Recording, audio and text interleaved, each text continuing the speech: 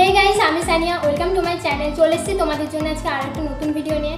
আজকে আমি তোমাদের সাথে শেয়ার করব সারাদিন এনার্জেটিক থাকার 5টি সিক্রেট টিপস। তো তোমরা সবাই পুরো ভিডিওটা দেখো। তো চলো ভিডিওটা স্টার্ট করা যাক।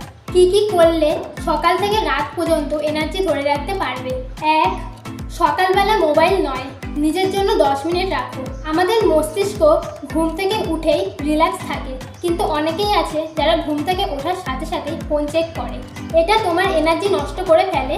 তাই সকালে ঘুম থেকে উঠে 10 মিনিট অন্তত নিজের জন্য রাখো। একটা গান শুনতে পারো, একটা ভালো বই পড়তে পারো, বা একটু ব্যায়াম করতে পারো, মেডিটেশন করতে পারো, গায়ে রোদ লাগাতে পারো। 2. ব্রেকফাস্টে প্রোটিন রাখো। ব্রেড, জ্যাম বা চা বিস্কিট খেলে শরীরে শক্তি পায়। বরং ডিম, কলা, বাদাম, ওটসের মতো হাই প্রোটিন ব্রেকফাস্ট করো, দেখবে সকাল থেকেই ফুরফুরে লাগবে। 45 minute focus plus 10 minute break rule follow করো। একটানা কাজ করলে ক্লান্তি চলে আসে, তাই 45 মিনিট কাজ করার পর 10 মিনিট ব্রেক নাও। এই টেকনিক তোমার এনার্জি লেভেল বাড়িয়ে দেবে। 4. দুপুরের পর একটু নড়াচড়া করো। দুপুরের খাবারের পর একটু হাঁটাহাঁটি করো বা 5 মিনিট স্ট্রেচিং করো, এতে শরীরের এনার্জি লেভেল মেনটেন থাকবে। 5.